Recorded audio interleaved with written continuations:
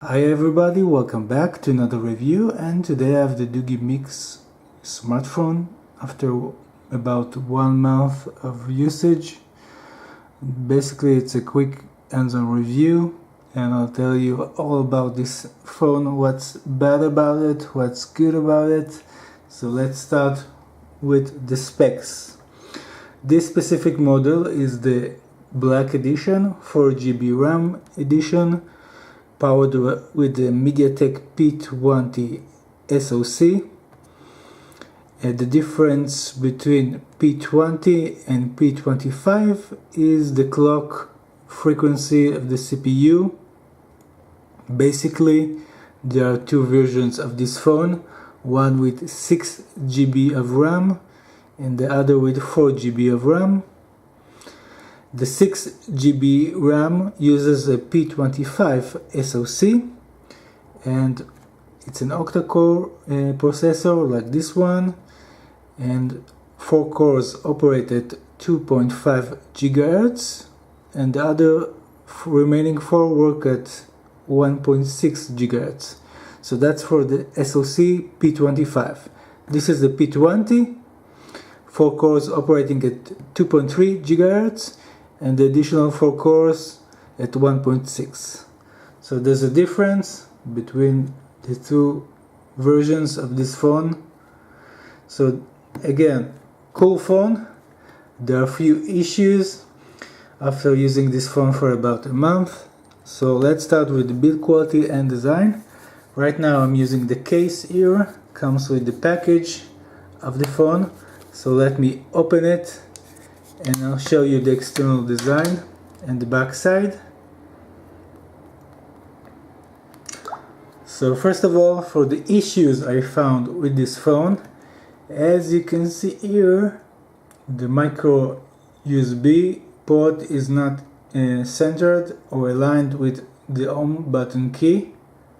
The grills of the all grills you can see here, there's a distance between the first hole and the connector, the port. So it's not aligned, centered with the home button here. So that's a design issue. Switching to the top view here, you can see the headphones jack here pretty close to the edges of the frame. This phone is made from plastic. The backside is very glossy, as you can see, and the frame is made from metal. So in build quality it's pretty good. The feeling is great. It's not plastic, or at least most of it. And you can see also the dual cameras here and the LED flash, of course. Nothing special. So again, you can see the difference, the distance between the first hole and the center of this port. And overall it's a good phone. Like I said again, the issues are not affecting the performance of the phone. So let's turn it on. This phone uses a 720p resolution touchscreen, 10-point touchscreen, very sensitive, and it's above decent, very responsive. So you can also pinch maps and rotate the map with 5 fingers, or 4, sorry. So it's not a problem. So that's for the touchscreen. Battery life.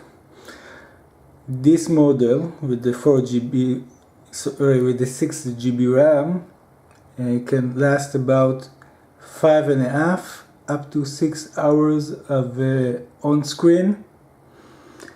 And according to my tests, I used it with a 4G connection and some instant messaging also. Web surfing, browsing, and basic stuff here, very light usage.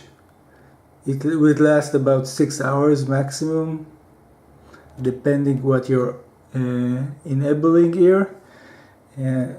Normally I set the brightness of the screen up to 50%. You can see here in the middle that's 100% brightness. Not sure it's needed, but it saves the battery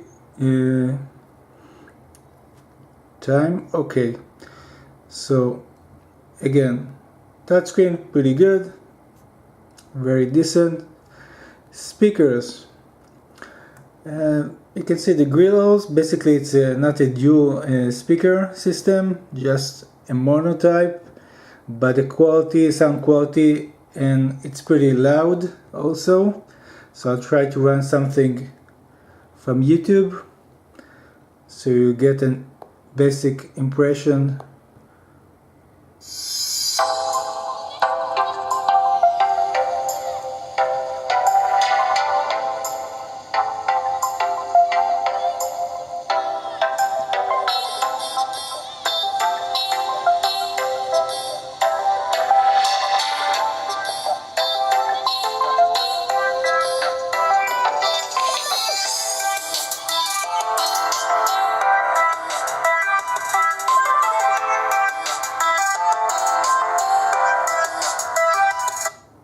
Okay, so sound is pretty good, no issues here. Let's go and talk about the cameras. Front facing camera is located here on the bottom right. It's a 5 megapixel camera. It's pretty okay, no issues. The problem is with the rear camera. Basically it's a 16 megapixel camera, I think, and the quality is pretty okay, but not amazing, especially in the low light conditions. So the picture, it becomes very grainy and disturbed, and here the shutter response pretty nice.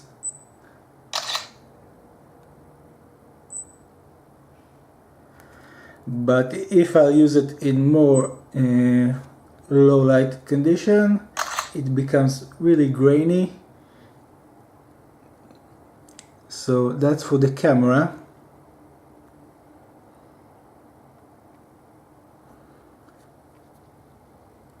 For the rear camera. So I think Doogee should also try to fix it. I'm using the latest update for this phone, including the fix for the camera, improvements, but still the picture becomes really grainy. And in optimal light conditions, the picture is pretty good. And that's it for the rear camera. GPS works really good, really fast. It works also without internet connection because this device has also a compass or a magnetic field sensor and gyroscope. Also light sensor, of course, for the screen to adjust the screen brightness automatically. But again, I'm using the brightness basically on 50%. It's still bright enough and saves some battery. And let's go for system information. Of course, this system is Android version 7. It's a stock Android, very clean, no extra apps here. So that's for the system information. This device has 32 GB of internal storage. Let's jump to Antutu benchmarks also. This is the score I've got with this phone. Again, the 6 GB version I'm using right now, 6 GB of RAM, uses the P20 SoC from MediaTek. If you buy the lower version with 4 GB RAM, it's a lot faster, and it uses the P25 SoC. And system information, of course. Let's go to system information. Here you can see information about the GPU, Mali T880, And the CPU model is MediaTek MTK6757CD. It says P25, but I still think it's P20. So that's for this phone. There's also a proximity sensor, of course. Like I said, all the sensors. Basically, you can use this phone without any internet connection, and it will rotate the map according to the point of view of the user. So you can use it with ear maps or other Google Maps in offline mode. So pretty nice phone, nice build quality. The case is also a nice idea by Doogee. I hope they'll fix the camera. I'll try to improve it more. So I hope you enjoy it. And thanks for watching my quick hands-on review of the Doogee Mix smartphone. Bye.